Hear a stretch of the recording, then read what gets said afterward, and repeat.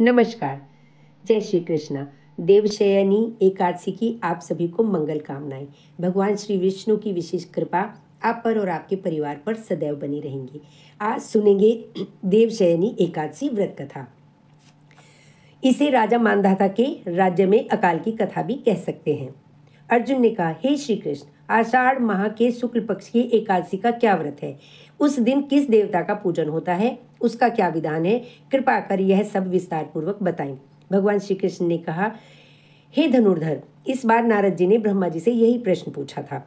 तो ब्रह्मा जी ने कहा कि नारद, तुमने कलयुग के प्राणी मात्र के उद्धार के लिए सर्वश्रेष्ठ प्रश्न पूछा है, क्योंकि एकादशी का व्रत सभी व्रतों में उत्तम होता है।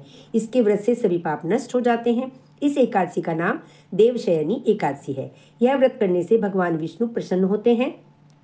इस संबंध में मैं तुम्हें एक पौराणिक कथा सुनाता हूँ। ध्यान पूर्वक श्रवण करो। मांधाता नाम का एक सूर्यवंशी राजा था। वह सत्यवादी, महान तपस्वी तथा चक्रवर्ती था। वह अपनी प्रजा का पालन संतान के समान करता था। उसकी सारी प्रजा धन धान्य से परिपूर्ण थी तथा सुखपूर्वक जीवन यापन कर रही थी। उसके राज्य में कभी अकाल नहीं पड़ता था, कभी किसी प्रकार की प्राकृतिक आपदा नहीं आती थी। परंतु न जाने उससे देव क्यों रुष्ट हो गए। न मालूम राजा से क्या भूल हो गई थी कि एक बार उसके राज्य में भयंकर अकाल पड़ गया तथा प्रजा अन्न के अभाव में बहुत दुखी रहने लगी। राज्य में यज्ञ होने बंद हो गए। अकाल में पीड़ित प्रजा एक दिन दुखी होकर राजा के समक्ष जाकर प्रार्थना करने लगी, हे राजन, समस्त संसार की सृष्टि का मुख्य आधार वर्षा है। इस वर्षा के अभाव से राज्य में अकाल पड़ गया है और अकाल से प्रजा मर रही है। हे भूपति, आप कोई ऐसा जतन कीजिए जिससे हम लोगों का कष्ट दूर हो सके। यदि शीघ्र ही अकाल से मुक्ति न मिली तो विवश होकर प्रजा को किसी अन्य में शरण लेनी पड़ेगी। प्रजाजनों की बात सुन राजा ने कहा, आप लोग सत्य कह रहे हैं। वर्षा न होने से आप लोग अत्यंत दुखी हैं।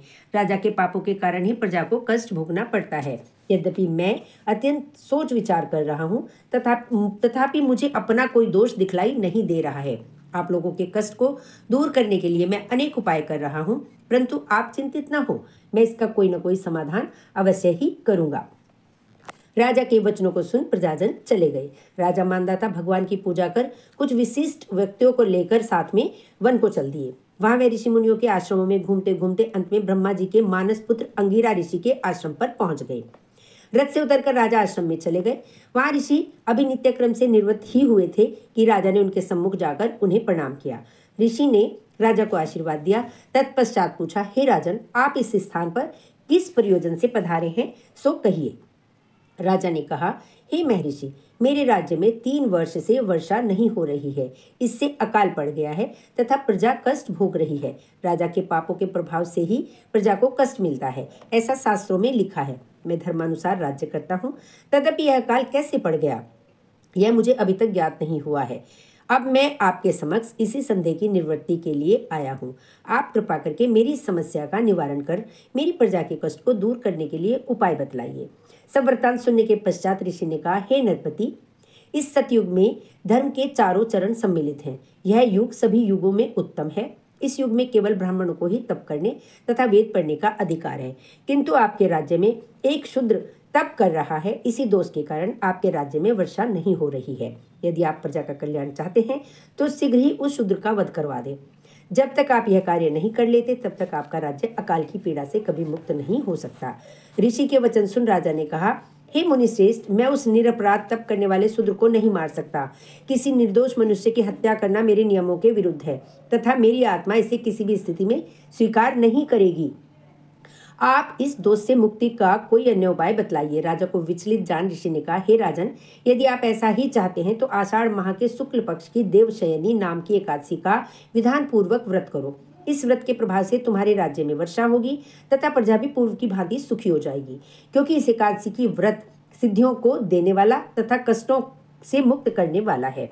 ऋषि के इन वचनों को सुनकर राजा अपने नगर वापस आ गया तथा विधान पूर्वक देवशयनी एकादशी का व्रत किया।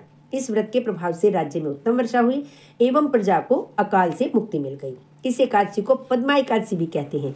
इस व्रत के करने से भगवान विष्णु प्रसन्न होते हैं। अतः मोक्ष की इच्छा रखने वाले मनुष्यों को इस एकादशी का व्रत करना चाहिए। चातुर्मास्य व्रत भी इसी एकादशी के व्रत से प्रारंभ किया जाता है।